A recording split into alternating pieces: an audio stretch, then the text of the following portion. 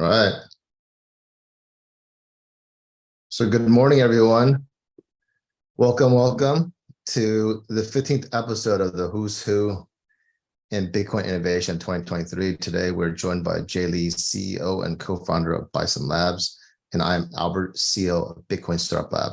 And welcome to the Who's Who and our founder's journey into Bitcoin interview series. Our Bitcoin community has come together to celebrate innovative and significant achievements on Bitcoin so that we can reinforce and grow the innovation culture on Bitcoin. And significant achievements on Bitcoin are things that were done for the very first time ever, or setting new records to push forward the innovation frontier of Bitcoin. This show is brought to you by the Bitcoin Startup Lab, a top pre-accelerator in the Bitcoin ecosystem that helps you turn your idea into investment-ready startup. And our media partner, CryptoSlate, a crypto-agnostic media platform that brings the latest happenings on Bitcoin to the rest of the crypto world. And a big thank you, of course, to our teams and all the guest speakers that have come together to make this show possible and accelerate the advent of the Bitcoin economy. And in just a moment here, I'm going to invite Jay Lee up here, CEO of Bison Labs. Hi, Jay, welcome. Hi, Albert. Thank you for having me here. Can you give us like a brief 30-second, 1 minute intro into yourself before we jump into your origin story on how you got to build Bison Labs, the first working ZK rollup right now on testnet and about to launch with a killer app. Let's take a minute here to introduce yourself. Thanks. And everyone listening on Twitter here, if you could do us a big solid and help retweet this Twitter space so more people can enjoy it. Thank you. Sure, Albert. Thanks. Yeah, I'm Jay Lee, and I'm also the founder of and the CEO of Bison Labs. But before Bison Labs, I was co-contributor to Startnet. So from that experience, I know about zero knowledge, and I know about how to build a zero knowledge rollup on Ethereum. And in this February, I met Ordinals. But as many of us, I also met Ordinals some of the issues, like the speed. For example, when I try to sell my BRC20, it takes me nearly an hour, and that's the suffering hour. So I was thinking, oh wow, this could be improved if we have a zero knowledge rollup on Bitcoin.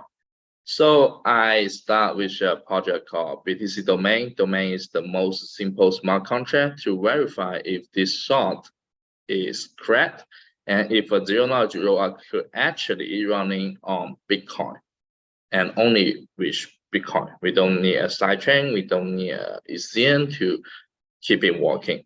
And the result is pretty good. The tech is solid, and people love BTC Domain. We make 10 Bitcoin revenue in just 2 months. And I was thinking to create a even bigger marketplace here. Okay. So, okay, let's start. Let's stop there. We're gonna save your pivot to the bigger marketplace. Sure. For the main event. All right. So everyone here, I see some more people joining us. We're gonna dive into Jay's origin story, and we're hoping that this could some people might have a similar origin story or see patterns here, and that will inspire more people to come build on Bitcoin or even with Bison Labs. And then after we do that, we're going to go into the main event, which is we're going to talk about Bison Labs and how it's going to change Bitcoin. Why is it such a significant innovation that we would invite Jay as one of the top who's who in Bitcoin 2023. And finally, at the end, we're going to open up the floor for questions. All right. So Jay, let's start from the top. We've had several conversations, and I've had the honor to get to know you. Also, you most recently graduated from the Bitcoin Startup Lab, where you got through a 3-month rooting program, and you're one of the top teams that graduated from there. What I've noticed is that founders that are able to hit the ground running at the Bitcoin Startup Lab, they have a lot of accumulation, meaning that they've accumulated some things before they're ready to succeed, right? And that was this is what I'm guessing about you. So let me, like, for example, right? A lot of people say, wow, Bill Gates started a company when he was 19, 20 years old. But we have to remember that was 1975. And by that time, he already had 8 years of programming experience. So he started when he was 11, 12 programming. So if you have 8 years of programming experience in 1995, you're almost like a god, because back then he had a like a hobbyist group of 2,000 people across the United States. that was a massive programming group. Okay, back then, 1975. All right, so fast forward now. There's been many entrepreneurs. What's your entrepreneur story, Jay? When did you start coding? Because I noticed that you're sort of like the Elon Musk type of founder or Bill Gates type of founder, where you're the CEO, but you're also very on top of the technology, and you're also coding the core tech, right? Yeah. So when did you first learn how to code? How old were you? The same age as Bill Gates. I started coding at 12.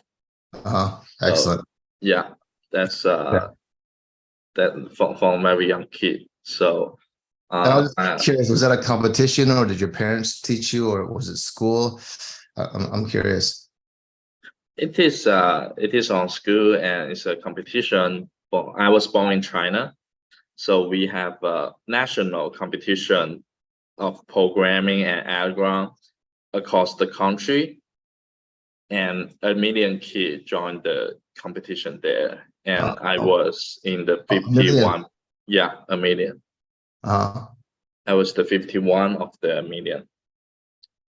So you what? You're like what you say you ranked 51 out of the 1 million? Yeah, ranked 51 of the. All right. So wait. So if this hackathon was 12 when you were 12, and you ranked 51 out of 1 million, which is okay. Just let's put that into perspective. So if you're top 1% of 1 million, that means that's 10,000. Yes. Yes. 10,000 times 100 is 1 million. If you're top 0.1%, that means that's 1,000. You're top 1,000. Yeah. Right? Yeah. And 0.01% top. So you're 99.99%. That's top 100. So if you're 99.995%, you're top 50. So this is a Harvard acceptance rate is what, 4.5% ish. So you're like in that upper echelon. Like, how did you must have coded before that then, right? Yeah. Okay. So when did you actually start coding? Like, when was the first time you wrote a line of code? Yeah, that was the first time. The whole competition is like it's my I didn't go to the regular school. My childhood and my high school period is fully for the programming and competition, and algorithm is what I aim for. So I put 10 hour, 12 hour every day there and practice my skills, learn how to program, fetch out with the newest algorithm. Yeah. Okay. So this school is just made for computer science and programming. Yeah, it is a computer science special school. Geez, and how many years were you there for? Since 12 until 18, so 6 years. Geez, so 6 years you're immersed in programming. I mean, when you say immersed, it can't be like 100. Like, you still have to do like the basics, right? Like biology, chemistry, math, or no? Like actually, only math. Only math. Anything. Yeah, only things related to computer science. So math, English, and logic, physics.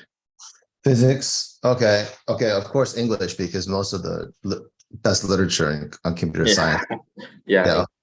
All right. So, okay, geez. So now I get it. Now I'm beginning to get it. This is why when investors or our mentors, when they ask you, or even other people ask you these complicated tech questions, you're able to answer in a very, very simple and easy to understand way. Okay, so you have this foundation from 12 to 18. You're immersed in all things that have to do with computer science, coding, algorithms, math, logic, physics, and of course English, right? Anything that could strengthen your. Okay, so and then where did you go from 18? I mean, how intense is this? Did you have time to do any side hustles, like do your own business, or was it just school from 12 to 18? Yeah. So actually, only school. You're gonna keep focusing on the contest. It's a very high competitive contest. Like 1 million people joined us, and Chinese kids are very diligent and focusing. So I gonna focusing on myself until I was Oh, 18. well, okay, hold on. Let me get this straight. So this 1 million was not just a hackathon. It was like 1 million kids going through the same school, the same like computer science training school. Yeah. Oh, geez. And then okay. And then out of all those, you were number 51. That is amazing. Okay. Yeah. Great job on that. Great job on that. And then where did you go after that? Did you go to university? Yeah. So I applied the UCLA, with my Okay. prize, and yeah, I got in. The yeah, What and major? when actually in UCLA, they tried to teach me how to program again. They try to teach you program again. Okay. And did you do computer science as a major? Actually, I was a freshman, so it's undecided. But obviously, I chose the computer science class for my first year, Uh-huh. and they tried to teach me the computer science 101, beginning And with how to create a new file. was it hard or difficult? It was just way too easy. Like it was the same class I having on when I was 12. So yeah, it's like everything go again since six years of hard practicing. So I quit. I quit. Because I am obviously not actually learning new things here. And as an international student, I'm gonna pay a very high fee. So Right. And then so okay, just I remember when I was comp sci minor, I went to UC San Diego, and I remember we did not have to study like sometimes I might have 2 or 3 computer science classes in one quarter. I had other classes, and I remember I did not have to study even 4 hours to get the top grade, right, in university. And UC San Diego at that time, we had a supercomputer. I think it was top 10 comp sci program in the world at that time. But yeah, you're telling me that when you're 12, you're studying 10 hours computer science like every day, 8 to 10. yeah, That's insane. Okay, so this is what we're up against, right? Chinese schools, their high school, many times are more rigorous than our universities. Okay. yeah. It is, but we are like the professional player. So it's You're just different from the professional, like regular. top 1 million, and then you guys have to compete. Okay. So if computer science was too easy for you at UCLA, what happened? I mean, what major did you switch to?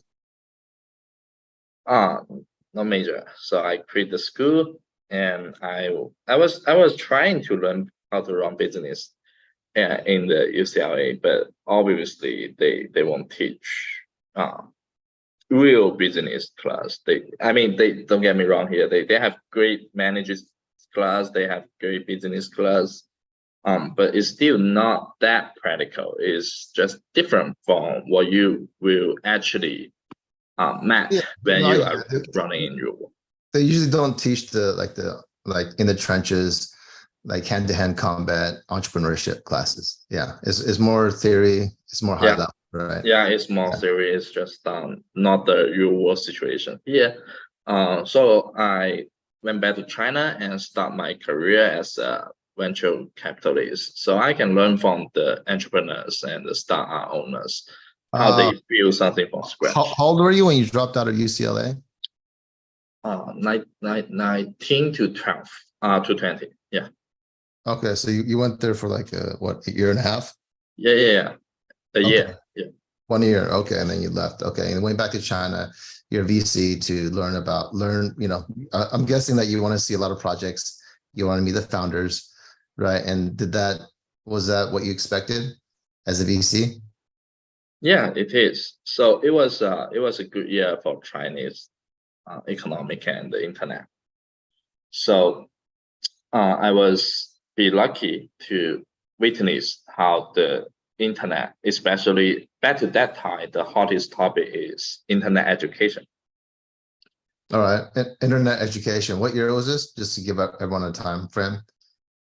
It's 2019. 2019. Okay, so that was about 4 years ago. 4 to 5. Yes, Okay. 4 years ago. Okay. And the hot topic was education on the internet, right? Yeah, education. Okay.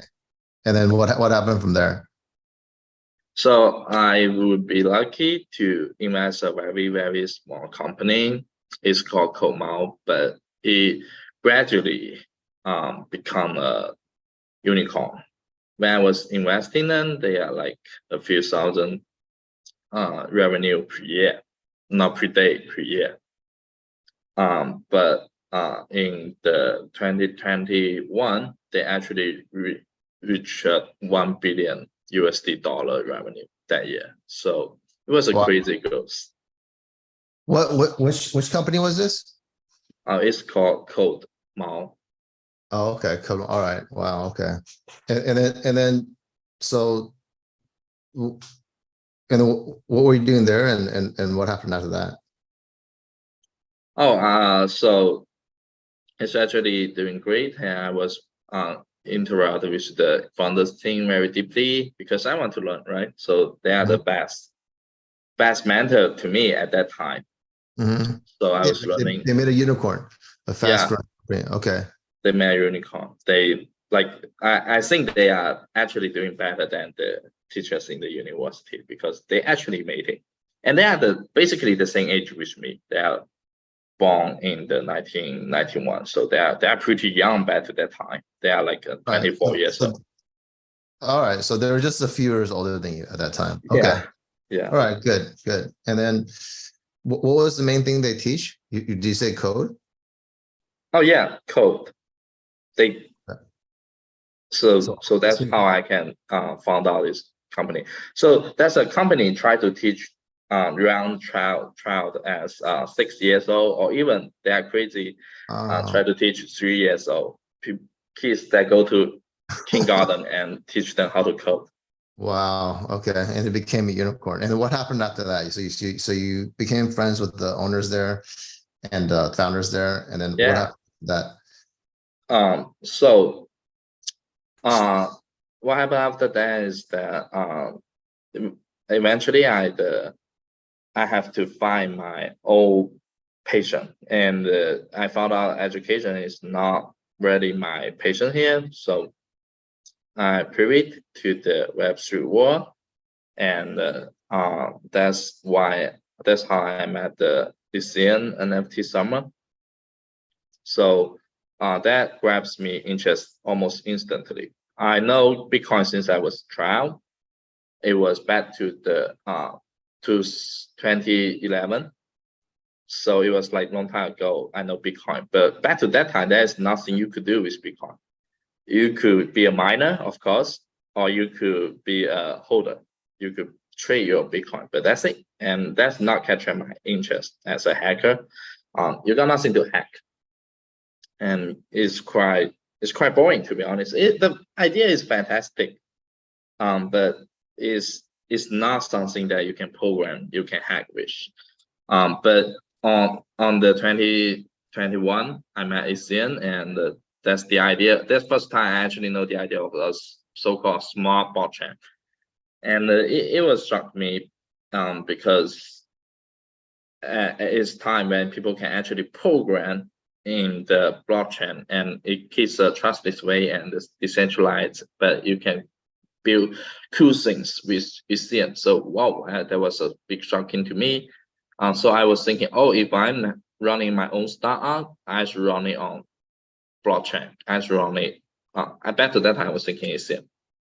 So I was dive into that, And I know I can't do anything related to NFT because it's already NFT summer. It's already so hot. One thing I learned from my long VC period is that if something is already everybody talking about, don't get into it because it's just too Right, late for you. that's true. Yeah, but by the time VCs are talking about it, it's a little bit too late. That's why we start at pre-seed stage, right? We're ahead of the curve. We're ahead of the curve. Okay. Yeah. Excellent. Right. So dive into. Oh, so you dive into this, but I mean, did you start a business, or I mean, when was the first time? Are we getting to close to when you start your first business here or startup? Not yet. So I go dive and I need to repeat everything about technology here, and I want to learn the newest and the coolest technology. So I found out zero knowledge. That's how I learned zero knowledge. You said this is 2019? 2021? 2020 until 2021. All right. So basically, you found out your passion wasn't in education, wasn't in online education. You went and you searched, and NFT, the NFT boom happened, and you found out about all this new programmability on the blockchain. Before, to recap, guys, for listeners, Jay had found out about Bitcoin, what you said 2011-ish. And at that time, there wasn't this kind of programmability, right? And then so fast forward about 10 years, almost 9 years to 2020, you experience this boom in NFTs, and you look into it and you find out about smart contracts and about all this cool stuff you could do. And then at that time, you made a decision, okay, I have to update my knowledge, right? Yeah. So at that time, you look for the bleeding edge technology. And at that time is ZK, right? And then who was making ZK back then? The same player you know this day. So who did you learn from? Like, how did you learn ZK at that time? So I read a paper of it. So I go through every academic paper that people has released about zero knowledge. So it's like industry is always behind the academic part. So if you want to know what is happening next to the industry, you can go back to the academic. You could search for papers. So I go through all the papers about zero knowledge. Okay, so you're very smart. So when did you find out that if you want to be ahead of the industry, you have to read the academic research papers first? Because I mean, how did you know that? It is true. It is true, right? Because scientists write theories or papers first, and then it takes some time to actually become commercialized in industry, right? So, but how are you? You know, it's easy to sort of see that when you're a little older, right? And you see how innovation works. But how did you see it back then? Yeah, that's a really good question. Actually, I haven't thinking too much. It's just naturally become my hand. But I think that's how venture capital industry teach me.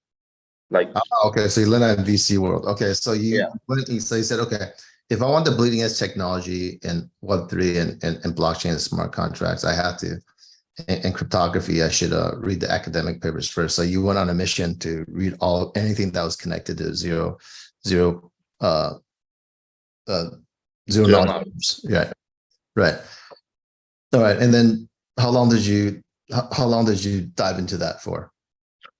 Yeah, that's quite a long time. So I dived there for a year. First, I was reading and I was practicing. I was writing some prototype, and eventually I was programming for .NET, and I found .NET was very advanced technology back at that time that I using. So it was very impressed me, and I was doing what I could for the .NET ecosystem. I write a part of the Cairo compiler, and that's you wrote part of the Cairo compiler. So yeah, what like how early were you as a contributor? Like how many contributors were there at that time? Oh, back at that time there is 30 people. 30 people. Okay, yeah, right. 30 people working on .NET.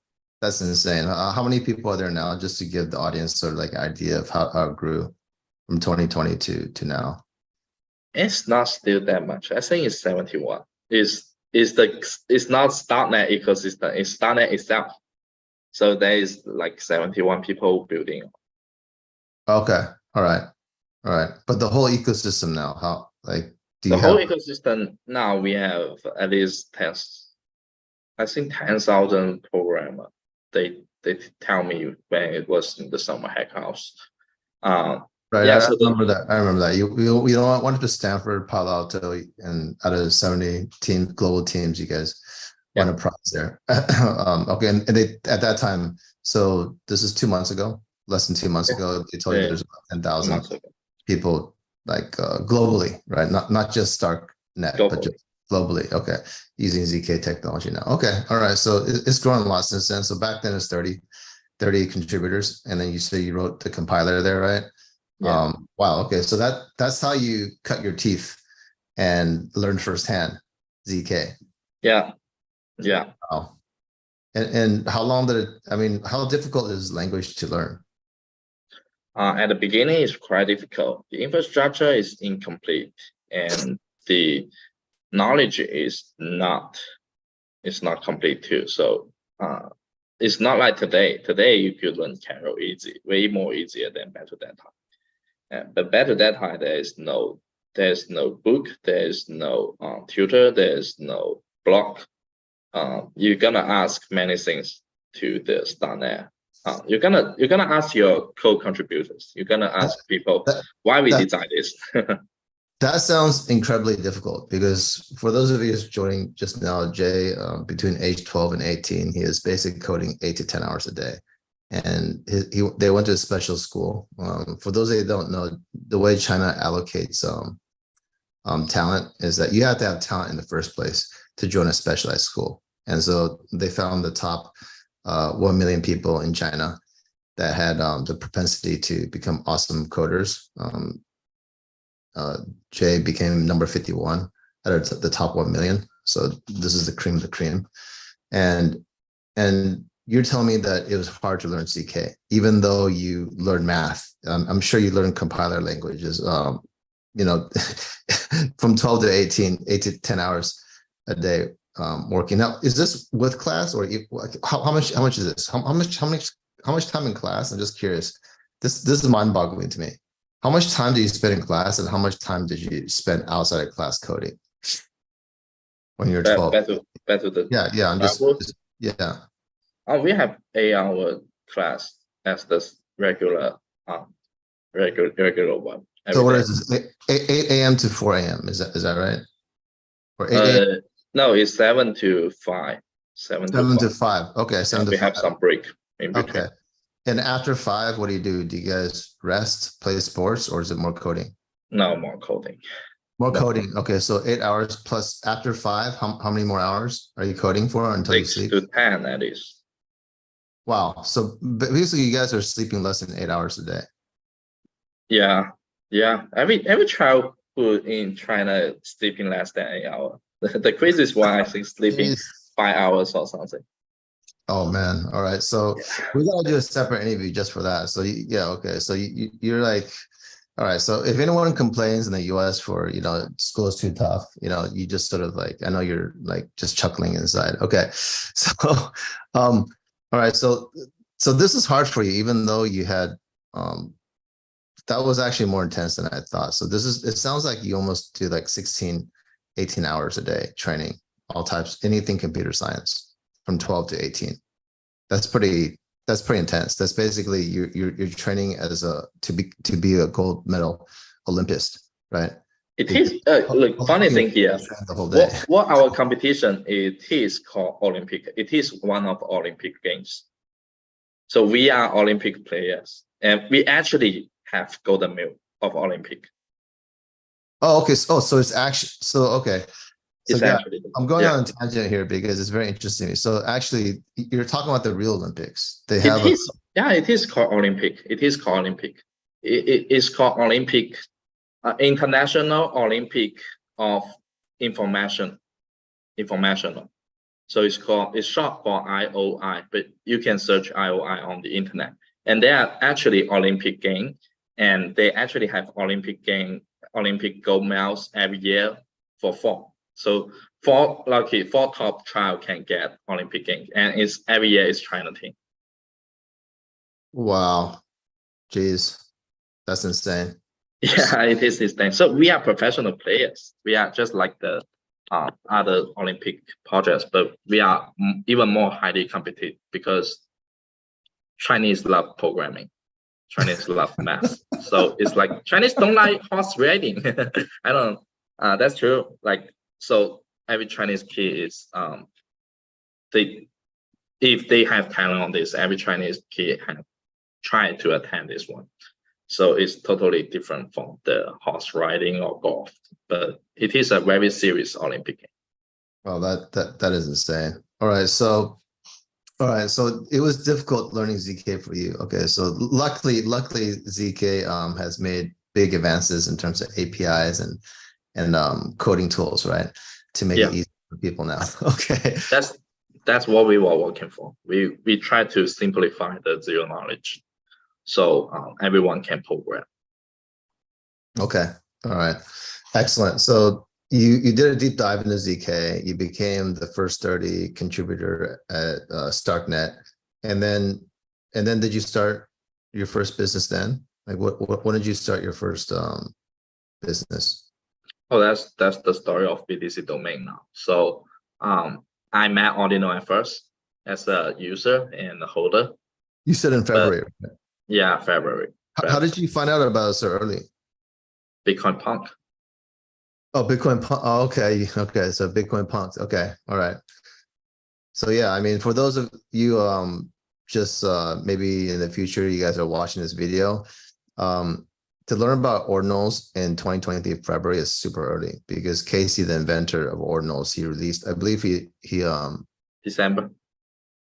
in December, but didn't he mint the first inscription on January 20th? Yes. Yeah, so January 20th in February. So that's basically within a month you learned about this. Okay. And then what did you see when you because you're ZK, you're learning about Ethereum smart contracts, it's all on the Ethereum side, right? But now Yeah. Ordinals comes, this is on Bitcoin, right? Yes. It's Yeah. I think a few years from now people realize or all agree that Ordinals, the invention of Ordinals protocol on Bitcoin, this meta protocol, kicked off the Bitcoin renaissance, right? Yeah. It changed everything. But then when you saw this, what was going through your mind? Right. So when I first saw this, is quite mind blowing because in the typical image, Bitcoin is great, but you can do nothing. That's when I learned as a child. So it was like inscribed in my hand that you can't do anything with Bitcoin. But Ordinal tell me, no, bro, you are wrong. Now you can use Bitcoin as a NFT, and you can use Bitcoin to do something immutable. That's like super cool. I even like the name inscribing, right? It's like, yeah, inscribing into a rock. Yeah. But once it's done, it's a rock. It put in there. It's not like it's there. So yeah, I can imagine that. It's sort of like we're in the cave and you inscribe in the rock, and then like 10,000 years later, someone finds it. Right. yeah, It's still it's gonna be there forever. So that's right. yeah, that's what interests me the most. So we all live very short life, but you can live something in the world that is going to be lasting for a long time, if not forever. So Wow. it can last for 1,000 years, 10,000 years. I believe as long as we still have humankind, Bitcoin will be there. Wow.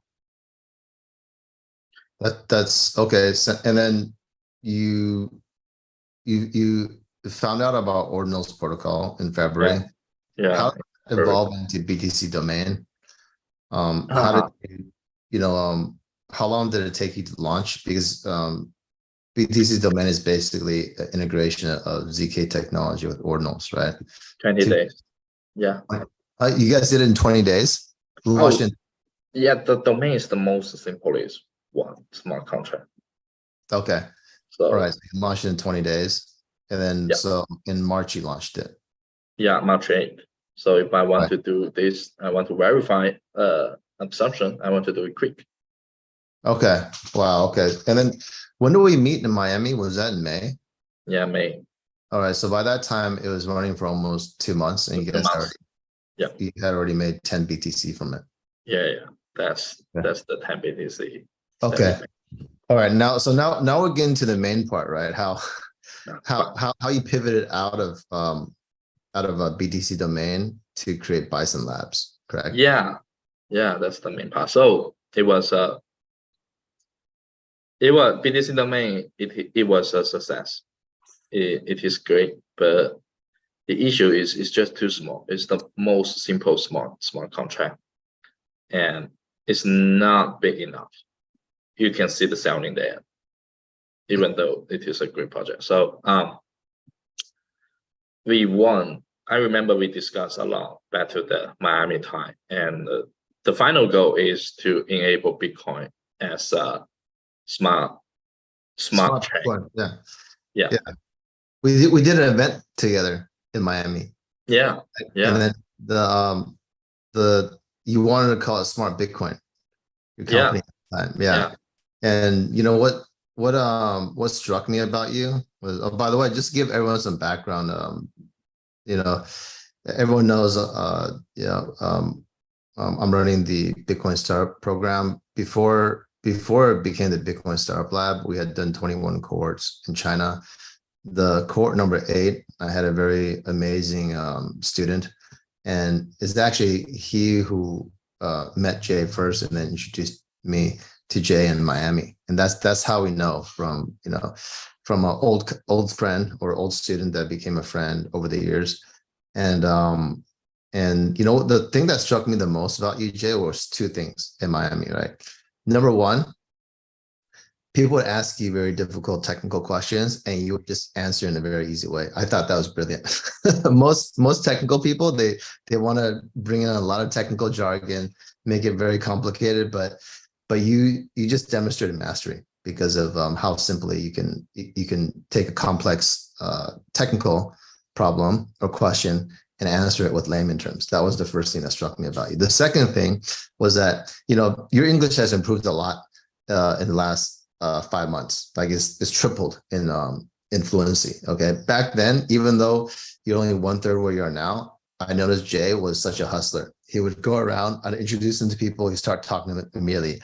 When I wasn't around, he would just go and meet other people, and I was just like, wow, this is not the average computer science person, programmer. Right. Okay. So I just wanted to take a little side note on that, but let's go back. So you had this vision of, you pivot out of BTC domain because you wanted to create something even more powerful with Ordinals and ZK, right? To create a smart Bitcoin is what you call it. Can you define for people what you mean by smart Bitcoin and how Bison Labs is realizing that vision? So smart Bitcoin is as simple as the 2 words. So smart means you have smart contract on Bitcoin. It is just the same as ECN and Starnet does. So you could perform DeFi things like lending, swapping, exchanging, future options. All this on ECN is a single smart contract, and every decentralized application is based or backed by a smart contract. And that's what we lack for Bitcoin for now. We don't have smart contract on Bitcoin directly. So that's also Ethereum sees that opportunity and create the big Ethereum war based on this killer feature. We don't have that on Bitcoin, but we try to immigrate it on Bitcoin in a native Bitcoin way. And what about Bitcoin is that our vision is we don't change Bitcoin at all. So there is a lot of technology that requires, you need to have a short fork, you need to have a hard fork, maybe you just need to change the whole Bitcoin things. Yeah, Right. change it from core, soft forks, hard forks. Yeah, there's all different levels of changing the code structure to accept to be able to enable smart contracts, right? Yes, yes. Okay. But your vision is to, okay, let's not mess with the bedrock. Let's not mess with the core code. Let's do something on top of it, right? Yeah, okay. Yeah. That's great. Excellent.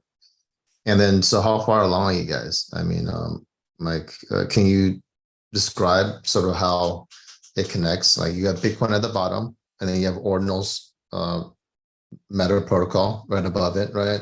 Where does the ZK layer sit? And where does the smart contract sit? You know, Yeah. and then finally, like, what's the first killer application you guys are going to make? You know, I mean, I know there's something running on testnet right now, but let's share it with the audience. So yeah, let's go through this one by one. So the agriculture is 2 layer. We use Bitcoin as our anchor bed layer, as our foundation. So but we have an upper layer. We have a layer 2. And on this layer 2, we have smart contract, we have a zero knowledge virtual machine, and we have anything that is needed to supporting any application, just like Starnet. So we have sequencer, we have virtual machine, we have prover. And after all this calculation, after all this execution layer, you will have generating some zero knowledge proof and state. And we will inscribe back to Bitcoin as an ordinal inscription. So it's there forever. Everyone can fetch it. And the biggest challenge for us is that we don't have a smart contract to verify it. Startnet has a smart contract deployed on ECN, and every certain time they will verify all the proof for the Startnet. So it's secure. It makes the security level, but we don't have that on Bitcoin. So our solution is called Sovereign Step. It means that every user actually fetch the state and the ZK proof to their front end, and they verify it for themselves.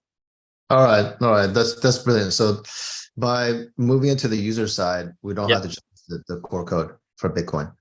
Sure. Okay. So from the user side, we are building our first killer application as a swap. So you can bridge in assets, and you can swap on layer 2 in just 1 second. Yeah, I remember the first time we do the ordinal exchange is gonna take an hour, but now we reduce the time to 1 second, and we reduce the gas fee from a couple of dollars, maybe 1, maybe 4. It depends on the Bitcoin fee rate.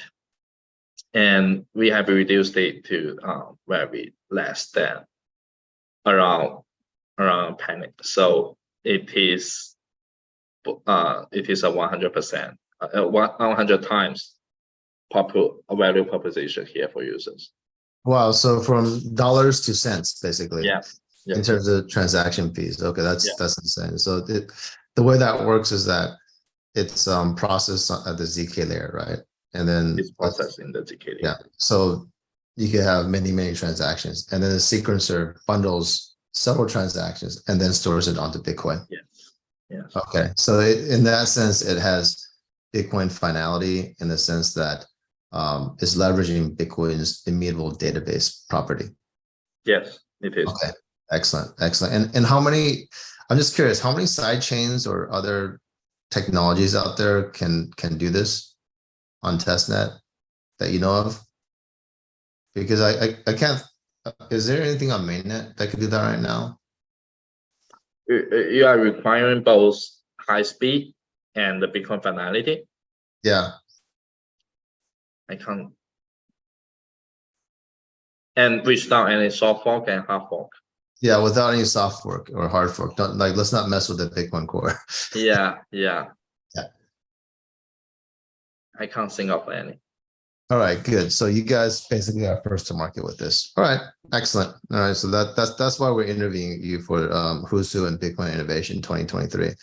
Yeah, I mean, from what I understand, that if you want to reach this kind of performance level on Bitcoin, there are different ways to do it. Many of those are, people are trying to launch them on testnet. So in the coming months, there's going to be more and more ways to do it, but it seems so far the way with ZK proofs seems to be the most elegant and the most. I mean, if you go back to first principles, it's just the most efficient right now. It that way. It does seem that way, but like we never know with innovation, but at least up to date, it's excellent. So you guys can create this AMM, which you can swap different assets, BRC20, in the future Rune, if Rune comes out, right? Yeah. Pipe, etc. All right. So this is I think this is really interesting because up to date, a lot of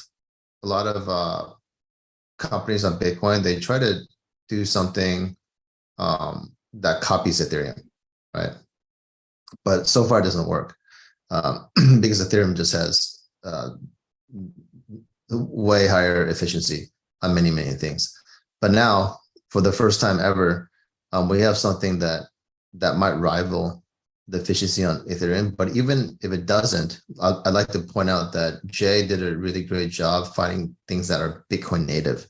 So if you want to do it on Ethereum, you just can't do it. Well, it's very, very difficult, right? If you want to do AMM with BRC20 or do AMM with Pipe or Rune, right? This is really incredible. How did you find out that you wanted to start with this project? There's so many different things to choose from. Why did you guys start with this project to improve your platform? And by the way, to the audience, you guys can start raising your hands because we're going to get into the Q&A session here real quick. We're going to wrap this part up in about 5 minutes. Go ahead, Jim. So it is the why ANN is because that's my personal pain point, and I do research about the pain point that people are facing when they are interacting with the Bitcoin wars, and that's the most common one. Actually, 90% people complain about speed. It's just too complicated. Like 32% even can't finish selling their BRC20. So it is a very, very common pain point. Okay, yeah. I remember you and your team, you guys interviewed like 71 users, right? Yeah. I found out that 33% of people just gave up on selling the BRC20 because it's so complicated. And the ones that finished, they complained about the speed. Is like over 1 hour, right? And then, so now you guys create a new system where we try to solve that. Yeah, it's almost 100% that you can exchange it for, right? And instead of hours, you reduce it down to like 1 second. Now that's definitely a massive improvement. And you guys reduce the transaction fee from dollars to cents. That's amazing. So speed and cost, you've you should almost like maybe charge the same amount of transaction fee for it, but keep it just give them the speed increase. But I guess you're doing a social service, so you give them the speed increase, which is a few thousand X speed, and you're giving them 100X efficiency on the transaction fees. Okay, so that you're definitely thinking long term about this. That's great. Now I'm actually very curious. If we take a step back, like this ZK on Bitcoin versus ZK on Ethereum, which one is more efficient, or is there any difference? No, there's no difference. There's no difference. The ZK on Ethereum and the ZK on Bitcoin, they works the same algorithm, and the upper layer, like the actual when you execute your transactions, is just the same. It's very similar program, so there's not a significant differences between the on Bitcoin or on Ethereum. Very interesting. Okay, and then so you guys have this working. I remember that you guys got, I think, over 1,000 users on testnet in just a day or two. It was insane, right? And then what's the strategy moving forward?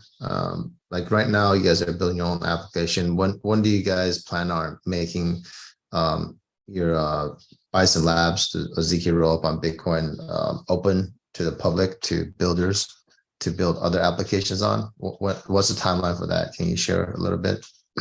Sure. So we are working very diligently on providing Gitbook documentations for builders so they can interact with us. So it will be two-stage things. First stage, we will provide API, we will provide the Gitbook for builders to directly building. But the API will it's not limited.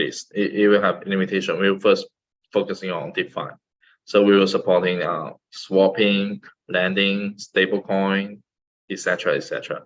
But it will basically mainly focusing on about the DeFi, and later on we will enable a virtual machine.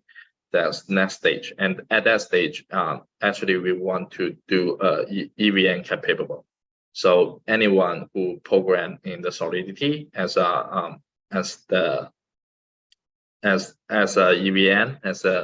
EVM program, they can shamelessly immigrate to Bison, and it means that it's also running on Bitcoin. So, oh Jesus, I mean, okay. First of all, there's two things I'm thinking about. All right, first of all, if you guys are doing anything with stablecoin, you guys want to consider building up Bison Labs. The second thing, if you guys are doing lending, borrowing, reach out to Jay and his team. If you're doing DeFi in general, reach out to Jay and his team if you want to investigate and research if your DeFi would be better run on a ZK rollup on Bitcoin, and then you store it with Bitcoin finality, right? So that's one thing.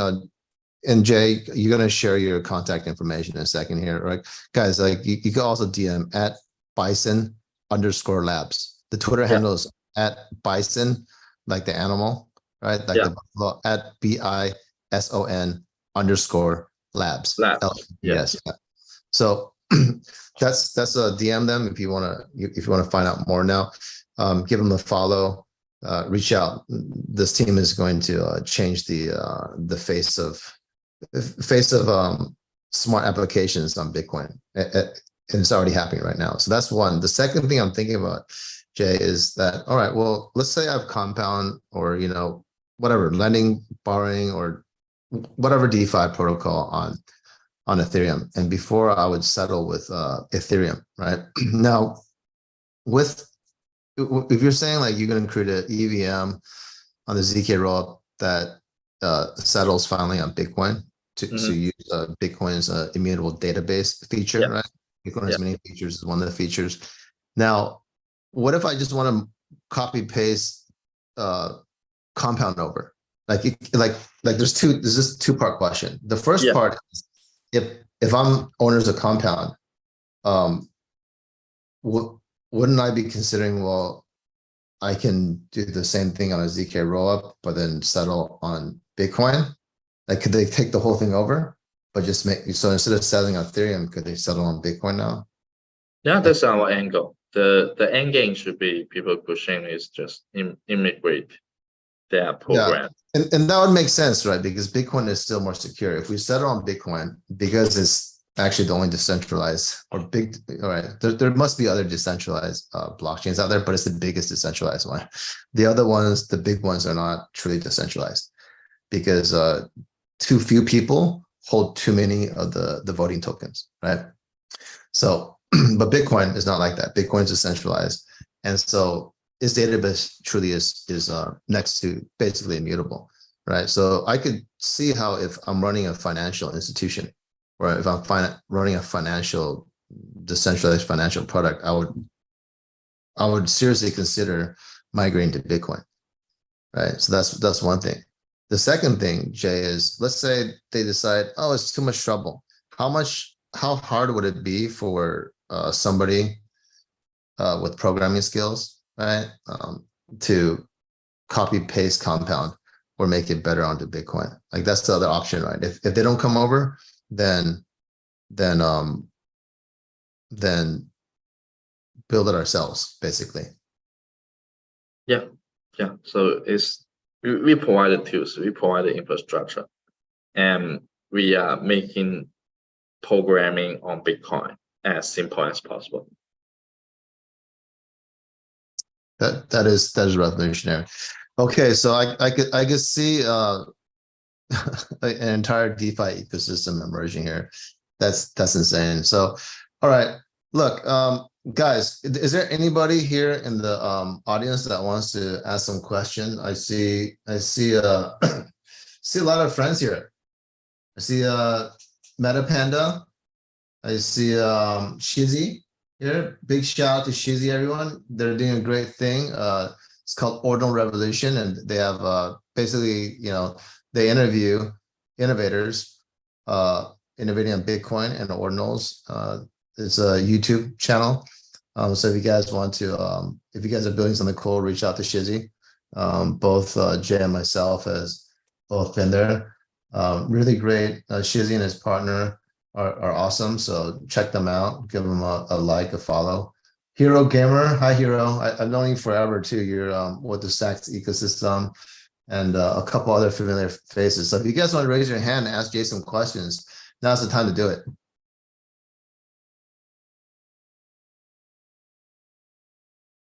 Okay, so while they're thinking about their questions, I should ask, do you have any alpha to announce? It's October 10th today. When is when is the first killer app going to be launching live on mainnet? You have a few things brewing on testnet right now. Like what do you think is going to be first? Can you share that? If you can't share it, it's fine. You can just say you can't share it. Yeah. You want to keep it a secret. Yeah, it's still a secret. It's still a secret. Okay. All right. Good. All right.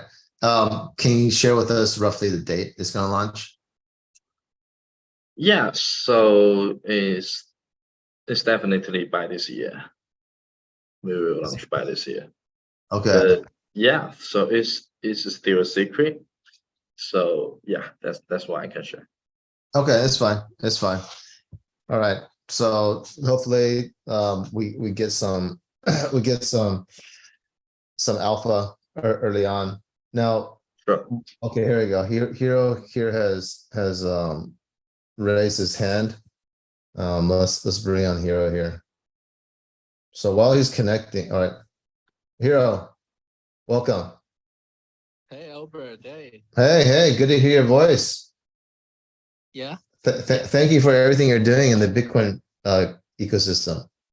Oh, thank you too. Like, I think, I think I remember when you first came, and then it was really kind of interesting. Like, it's just like you just came, and then you just like in 1 year you just like made this whole hub from zero, right?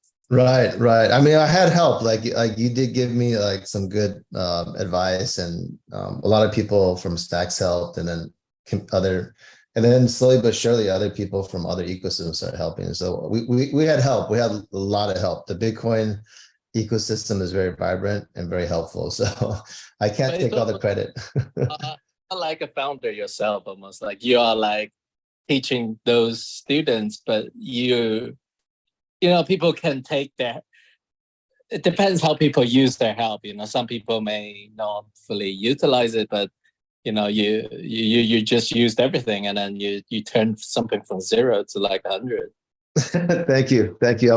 Yes, and you're one of the few people who can say that from firsthand experience, right? A lot of people are just joining the Bitcoin ecosystem now. They don't know the struggle that we all had to go through, right? Yeah. So you're one of the OGs now. Thank you for that, Hero. Do you have a question for Jay? Yeah, definitely. I don't know if you touched this before, but yesterday, the BitVM came out.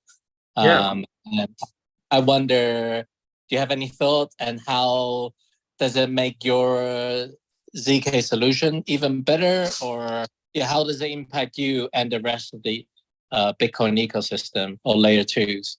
Thank you, Hero. You are my hero for asking that question.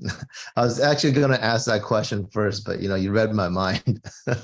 So Jay, so I if I understand correctly, actually I think I know Robin through you, Jay, right? You introduced me to Robin. Robin came to speak at our previous cohort, but I met Robin through Jay in Miami. Yeah, so I think you guys have some history together, right? You guys are friends. So how does this affect things? you know? Yeah. So Robert Ellis is a good friend for me, and also we work together with many things around the stock and Bitcoin. So ZeroThink is a very good program that we can take. We can learn from, and we can actually integrate with. So I do see the Bitmap BVM released yesterday. It was a project that we have discussed a lot. So there's chance that we can actually test it out and integrate with the Bitmap, so we can improve Boison's technology and speed up the whole procedure there. So that's a very good news to hear about, and I believe BVM is it is a great step for the Bitcoin ecosystem and the ZK layer 2, and the BVM is is a very good infrastructure. Maybe we can take some part into Boison network. So let me just to follow up on Hero's Sure. question. Hero, I'm sure Hero has some follow-up questions. So we're talking about EVM and BitVM. So one, I'm guessing, is Ethereum virtual machine, and the other one is Bitcoin virtual machine, right? You said that you guys are going to launch the EVM, the Ethereum virtual machine now. With the Bitcoin virtual machine, it means like what, you guys are running 2 virtual machines now?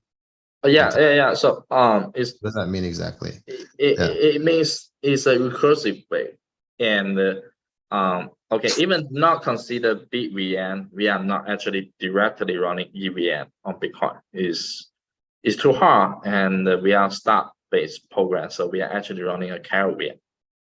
So okay, the idea is we are running a EVM inside of a Caribbean. Oh, okay. So it's like a recursive way. So we are working with Kakaro. Kakaro is bringing EVM into the StarNets. The technology and the most standard is pretty similar from Boison to StarNet, so we can immigrate Kakaro to Boison too. So it's a VM inside of a VM. Okay, excellent. Hero, do you have and so VM within a VM, but then what about the BitVM? Like how does that, is it also within that, or is it another? BitVM could be replacement for the Caribbean, so it would be even easier and more efficiency to integrate with Bitcoin. Because BitVM already modified something for the Bitcoin application, so it is a good tech, and it is a very nice infrastructure that maybe we can seek support for, and maybe we can integrate with Boison. Interesting. Hero, do you have a follow-up question? Yeah, I've got like a couple of Go for it. So do you think the main is layer 1 or layer 2s? That's the first question. And the second is, you know, I think I read a bit about this, and it says like the limitation is like 2 parties, something like that. And so my current understanding, and I'd like you to help clarify, is it the feasibility because of the size of the data or something like that? Like technically it may be very good and very interesting, but is it to do with the cost of actually using it? That might be one of the limitations. Okay, so that's actually 2 different questions. Yeah. I don't understand that technical side. Yeah, if you can help clarify. Sure. So I will begin with the second one. So the limitation of the block size is definitely it's a very key issue we want to solve, and that's also why I personally love stock on the Bitcoin rather than Snack. And with stock, we could have a relatively fixed proof size. We don't need to do the trust setup things. So basically the proof size is 100 KB. So it is very acceptable for Bitcoin, considering Bitcoin have 4 MB size every block. 100 KB is possible to inscribe in every block. But obviously we can't do more than 40 blocks in one block. So that's also a limitation here. We are working hard to solve that. One solution is we even compress that again. We could leverage what we are also working with Babylon. And so I guess when Jay says Babylon, that's the company that the professors David from Stanford has created. We are exploring scaling middle layer between the Bison and the Bitcoin itself, so we can even improve the security level even more. But for now, as the if we keep 40, let's say if we keep 10 blocks inside of one block, it means that every minute Bison can have a block on the layer 1 echo back. So it is acceptable. And the price is also a consideration. So we are trying to implement auto adjustment in echo back system. So if a lot of users are doing transactions, we will inscribe more frequently. But if not so much people are using at this specific time, we are inscribe more lazily, so we can save gas. Does that help? Yeah.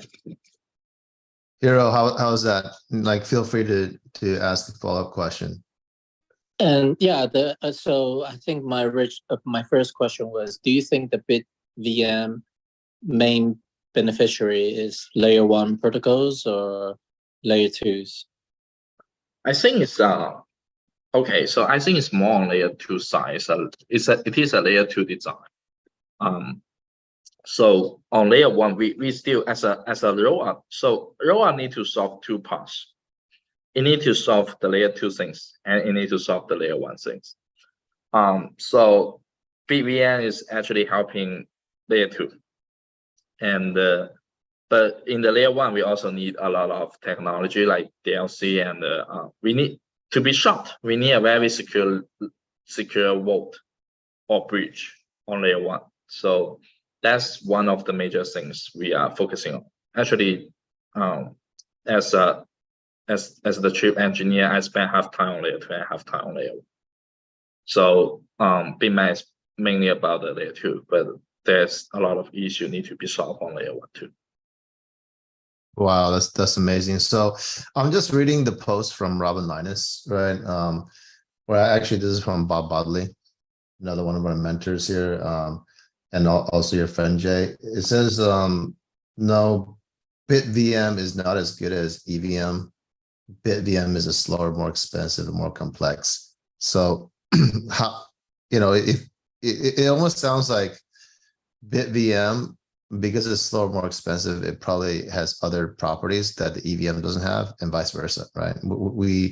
There's a balance between the speed, the costs, right? So in this case, maybe some use cases will still use the EVM in the Cairo, and then some use a BitVM, or are they? If you use one, then you can't use the other. Like, how do we rationalize this? Can they both exist on the same platform, or does it have to be one or the other? So BitVM is an optimistic rollup. So rollup. Yeah. So you could also consider that as a rollup, but they have not that good design to make it complicated and expensive and not so user friendly. So I do agree with what Bob just said. But there's obviously improvement, and we can take something from the BitVM, so we can improve the Bison layer. It's just different. Okay, so you guys are using the sovereign rollup method. They're using the optimistic rollup. Yes, that's the differences. This is so exciting for Bitcoin. There's going to be different things to choose from, and it's great that you guys are considering all of these. I see Charlie in the crowd. Charlie, you want to come up here, ask some questions? Hero Gamer, do you have any follow-up questions? Rafa, I see you there. And I also see the ordinal side there. Hero, do you have So any? when- Yep, go ahead. With your ZK stuff, when can we start using it? You know, in a browser or testnet. No, So yeah, you could use it on testnet now. So Jay, Yeah. can you go into the Twitter space and leave a sure. like a link or something? Like Yeah, where do the people go to just go to Bison_labs or what? I'm going to share the Twitter right now. All right. Perfect. Great question, Hero. Try it Yeah, out. that's fun. that's a good one. And then once they go to testnet, you guys give them some like free testnet Bitcoin or something, right? And like the Sure. Yeah, that's the it's a test net. So I just shared on the Twitter space, and people can reach out to our testnet via this.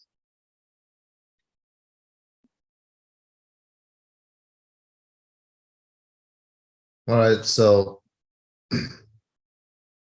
great questions, Hero. I see Rafa here. Rafa is also a good friend here, also graduating. He's also your peer. Yeah.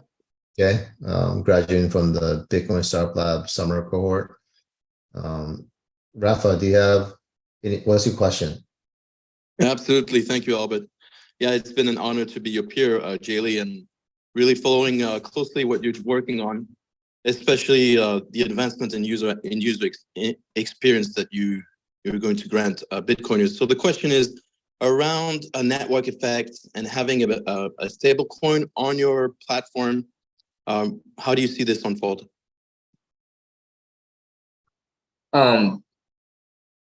So the question is about the stablecoin on Bison. Yes, exactly. I think stablecoin on Bison is a very, very interesting idea. We have Aragon stablecoin on the Ethereum wall as DAI, and it's working very great. And we now have different assets on Bitcoin that people consider as values, such as Audi and the other like the pipe and the room. And if we, as long as we have two different kind of assets that has value, it's possible to have an Aragon stablecoin. And Aragon stablecoin could be trusted with Bison. So I do think that's a very, very interesting idea.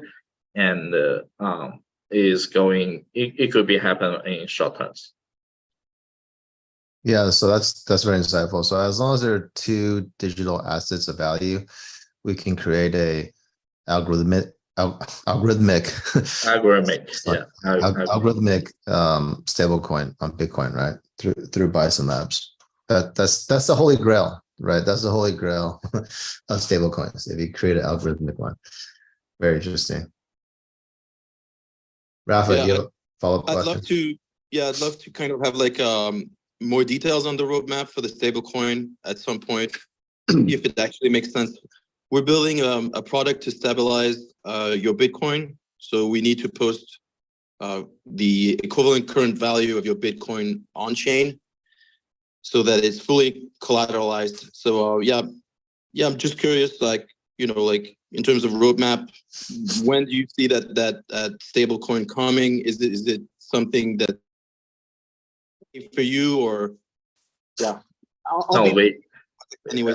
Yeah, I get it. Bison is not building everything. We are ecosystem, so we invite people to build on us. So yeah. So Rafa, Jay is going to give you the foundation and tools to build that algorithmic stablecoin, but the whole idea is that,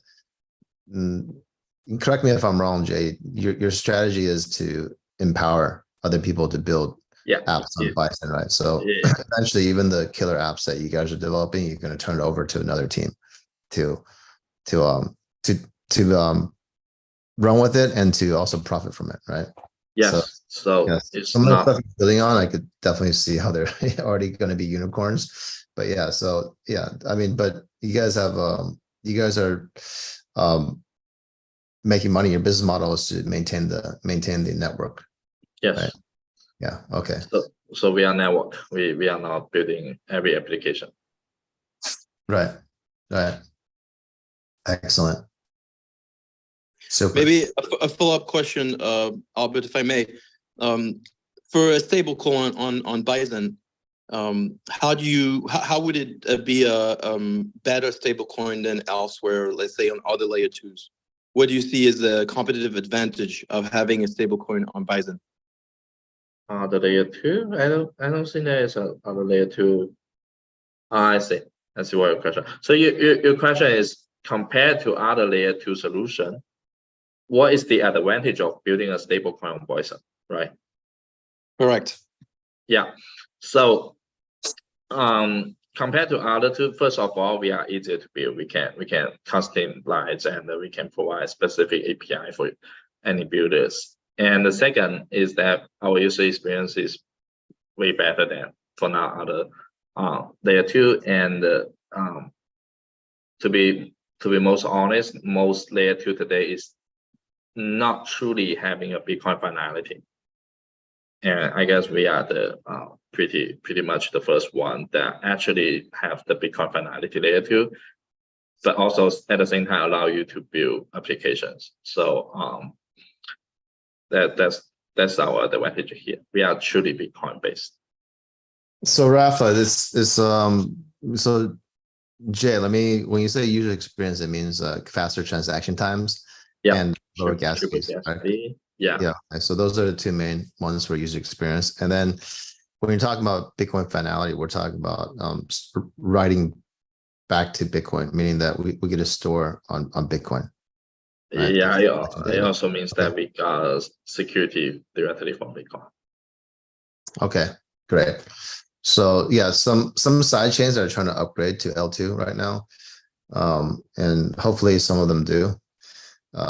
We definitely want encourage innovation, right, on all different angles. It does seem that if you guys launch in the next month, Jay, you guys may be the very first one with that Bitcoin finality in the ecosystem. So that's pretty insane to think about it, considering that I remember you guys came into the Bitcoin Startup Lab and you guys were still exploring different options, right? And you guys didn't even decide on doing this until what, like the third or fourth week, right? Yeah. Which is basically beginning of August. So beginning of August, and now that's just amazing. But of course, guys, don't get me wrong. Jay had already innovated the first ZK rollup on Ordinals, right, through his first project that made revenue. So there was a foundation there, definitely a foundation.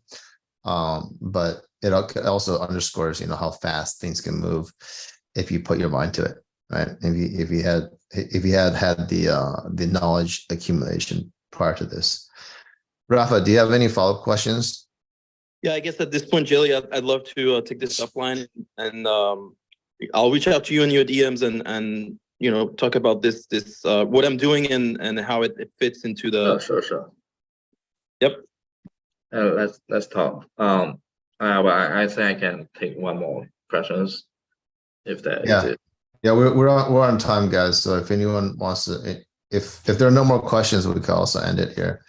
So again, guys, are there any other questions? If not, let's call it a day, take it offline, give Jay Lee a follow, right? DM him if you're a builder or DM me. Yeah, because it's on testnet right around the corner. It's going to be on mainnet.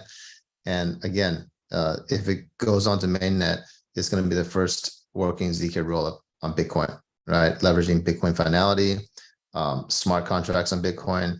The first stand is to enable the next generation of DeFi on Bitcoin, right? And they're starting with some Bitcoin native assets, algorithmic stablecoin, right, on Bitcoin is also something they're supporting.